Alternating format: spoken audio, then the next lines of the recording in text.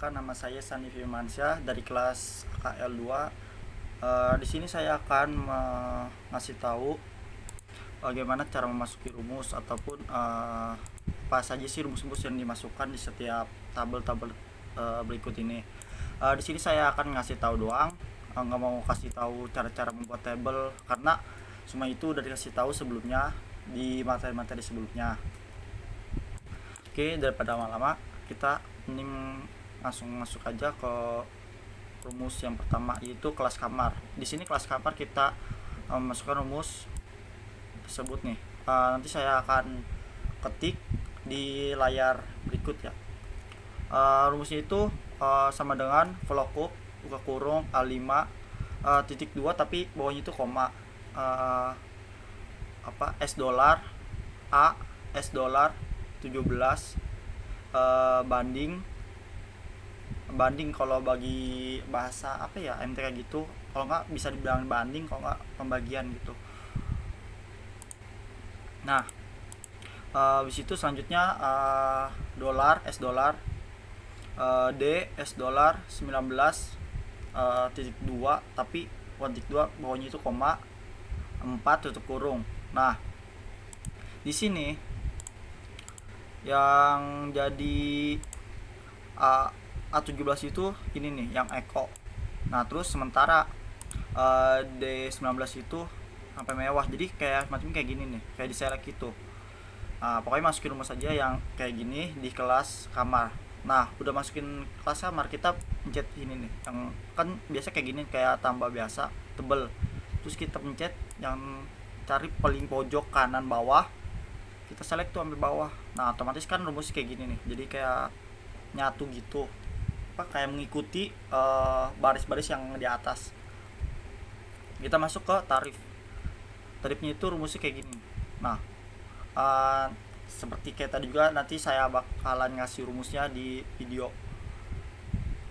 Rumusnya itu sama dengan VLOOKUP buka kurung A5 titik 2 tapi koma data titik 2 tapi koma if buka kurung right buka kurung lagi A5 titik 2 koma 1 tutup kurung sama dengan tanda kutip 2 1 tanda kutip lagi titik 2 koma 2 titik koma 2 titik koma lagi 3 tutup kurungnya 2 kali.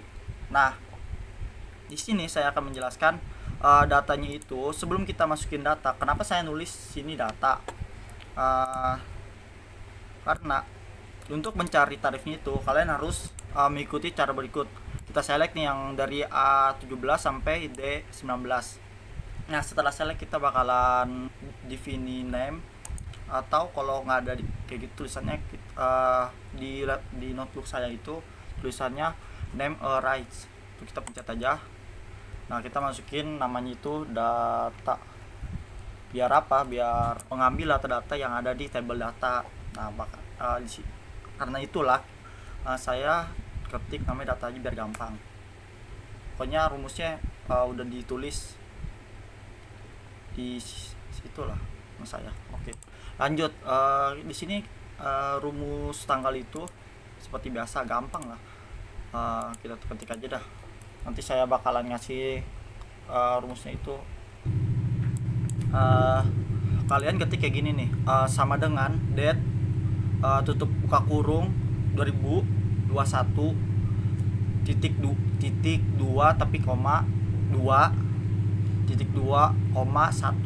Nah, kalau yang pertama ini itu 2 itu yang pertama ini kan 2021 itu menyangkut tahun yang diinginkan, yang udah ada di table sebelumnya ataupun table tugas yang udah diberikan oleh guru sebelumnya. Nah, terus ini yang kedua itu month, berarti bulan berapa. Di sini kita masukin bulan kedua. Terus terakhir day itu hari, bisa dibilang tanggal lah. Makanya kita masukin kayak gini. Terus kalau misalkan masih kayak gini nih, bentar,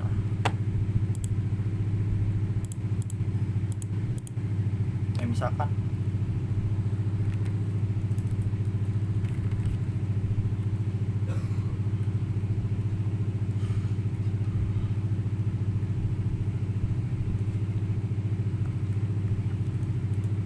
Nah misalkan masih kayak gini nih, kan otomatis kan kalian bingung tuh, kok ini masih tanggal biasa. Kalian mencet ke sini nih, ke home, terus cari yang namanya ini nih, date.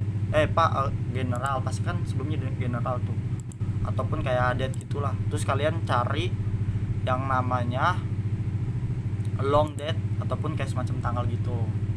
Nah jadilah seperti kayak ini. Lanjut, kita tanggal pergi, pokoknya sama tuh tanggal pergi, sama kayak tanggal datang, kita skip. Nah lama nginap, kita masuk ke ini aja, ke table jadi. Nah ini kan lama nginap nih. Rumusnya itu gampang, kalian ketik sama dengan F5. F5 itu dari tanggal dari tanggal pergi, terus dikurang E5. E5 itu dari tanggal datang. Otomatis kan pasti ada selisihan. Nah di sini dapat 2. Nah untuk ketik harinya, kita ke pencet sini nih. Nah terus kita ini yang cari yang adanya more number format, kita pencet. Nah kita ketik 0 spasi buka tanda kutip 2 hari, tanda kutip 2 lagi, terus kita langsung pencet oke. Nah otomatis di sini berubah jadi hari. Nah selanjutnya kita ke rumus tagihan. Nah tagihan itu gampang, kita ketik sama dengan D5 dibagi G5. Nah di sini D5 itu dari hasil tarifnya. Nah terus lama nginapnya itu kan G5 itu dari lama nginap. Lama nginap itu sekitar 2 hari. Jadi dari tarif itu dikali sama lama nginap, hasilnya sekian. Nah lanjut kita ke pajak. Oh iya, sebelum kita ke pajak, kalian masih ada yang nanya-nanya gini, kok itu bisa langsung jadi ada RP. Nah kalian mencet ini lagi nih, accounting. Nah kan sebelumnya kayak bukan accounting itu, kalian pencet accounting aja, otomatis bakal berubah jadi RP. Sama kayak tagih pajak, potongan, total bayar, kalian samain saja sama kayak tagihan gitu, jadi accounting. Nah terus rumus pajak itu kayak gini nih, sama dengan if buka kurung value buka kurung lagi right buka kurung A5 titik 2 tapi koma 1 tutup kurungnya 2 kali, terus sama dengan 1,5% 1,5% titik 2,10% tutup kurung dikali A5 dikali H5. H5 itu dari tagihan.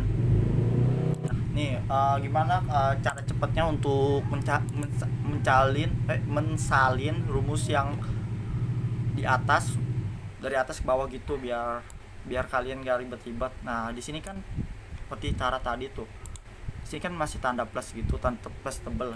Kita ke pojok kanan bawah di table tersebut, di range tersebut, kita tekan mouse kiri, select ke bawah. Nah otomatis bakalan berubah. Oke. Lanjut ke potongan.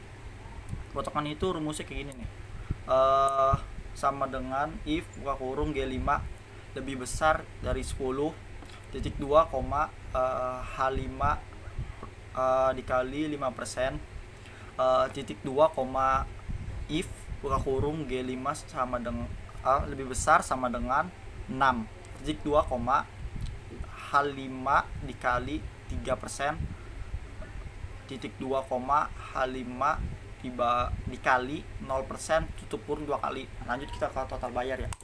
Nah total bayar itu gampang, kita masukin rumus saja sama dengan 2 kurung H5.